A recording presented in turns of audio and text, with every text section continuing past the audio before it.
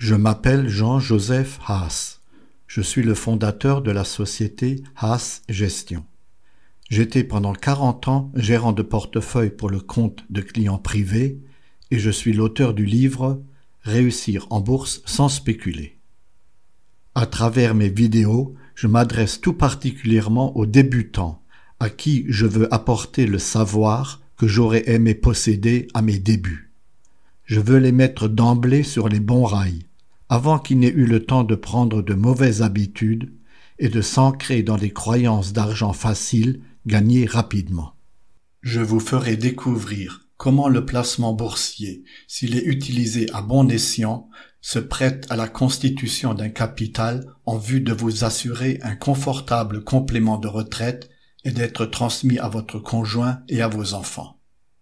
Les sujets porteront tantôt sur des points d'actualité comme celui qui va suivre, tantôt sur des principes de gestion destinés à vous doter d'un véritable système de pensée. Ainsi, vous serez armé pour faire face aux nombreuses tentations et imprévus auxquels la bourse ne manquera pas de vous confronter. Le conseil du jour porte sur le cas d'Elivero. Voilà une action qui, à peine introduite en bourse, chute de 30% dès les premières cotations. Maintenant que le mal est fait, et comme d'habitude, de nombreuses explications sont données après coup. Parmi celles-ci, la plus importante porte sur les procès que font les coursiers aux plateformes afin d'obtenir le statut de salarié. Forcément, cela remet en cause le modèle économique de ces entreprises. Mais au fond, cette explication est-elle vraiment la bonne? Parce que celle-ci, comme toutes les autres, était connue de tous bien avant l'introduction de la valeur en bourse. Il était donc facile d'en tenir compte dans la décision de participer ou non à l'introduction. Alors, quelle aurait dû être la bonne attitude pour éviter cette perte? Deux approches se présentent à nous. La première consiste à se tourner vers la technique. Le risque juridique qui pèse dorénavant sur le business model de cette plateforme est une explication technique. Le prix d'introduction trop élevé en est une autre. L'autre approche est d'ordre philosophique. Un comportement sage aurait été d'attendre quelques jours, le temps que le cours d'introduction ait eu le temps d'être confronté aux forces du marché, d'être confronté à la loi de l'offre et de la demande. Il en serait résulté un vrai cours d'équilibre à partir duquel il aurait été possible de s'intéresser à la valeur. Pourtant, il existe bien des cas où le titre s'est envolé dès la première cotation. Cela est vrai.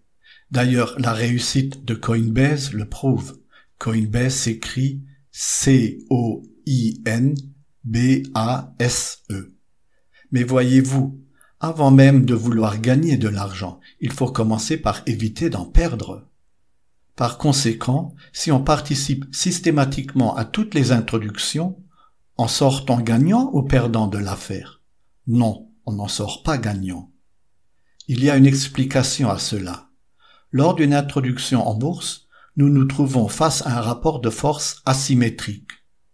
Les banques chargées de monter le dossier et de valoriser la société ont tendance à fixer un prix le plus élevé possible. Cela est de bonne guerre. Ces banques ont accès à des informations plus poussées que nous. Si nous-mêmes ne sommes pas en mesure de consacrer autant de temps et de moyens qu'elles à l'étude du dossier, alors il est prudent de ne pas participer aux introductions et de laisser au marché le soin de trouver un cours d'équilibre. De toute façon, un bon titre restera bon longtemps. Attendez, je vais la répéter cette phrase, elle est très importante, écoutez bien. Un bon titre restera bon longtemps. Il n'y a donc pas de raison de se précipiter à l'achat dès le premier jour. En d'autres termes, les personnes qui participent aux introductions considèrent posséder un si haut niveau de compétence qu'elles sont persuadées d'être capables, elles aussi, de déterminer le juste prix de la société. Il appartient donc à chacun d'entre nous de juger de son niveau de compétence en toute franchise. En bourse, pour faire prospérer son argent sérieusement et durablement, il est préférable de s'intéresser aux valeurs pouvant se prévaloir d'un beau et rassurant passé. C'est ainsi que se termine cette première vidéo. J'espère qu'elle vous a plu et qu'elle vous a donné envie de vous intéresser à mon projet. Comme vous le voyez, nous sommes loin de la martingale censée vous conduire à la fortune. En revanche, en raisonnant comme je viens de le faire devant vous, vous augmenterez sensiblement vos chances de réussir vos investissements.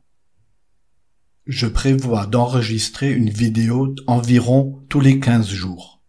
Le prochain thème portera sur la nécessité de se fixer un objectif. Si en matière d'investissement, il est un thème que nous pourrions qualifier, et là j'ouvre les guillemets, de tarte à la crème, fermez les guillemets, celui-ci se placerait tout en haut de la liste. Et pourtant, il faut absolument se discipliner pour ne pas se disperser. Parce que dans ce métier, si on prend l'habitude de tirer sur tout ce qui bouge dès que ça bouge, croyez-moi, on ne fait pas de vieux os et votre portefeuille non plus. Alors, il est crucial de se fixer un objectif, de l'énoncer clairement, non, pas simplement de l'énoncer, de se l'énoncer clairement et s'y tenir absolument. Ce sera le sujet de la prochaine vidéo. Je vous remercie de votre écoute.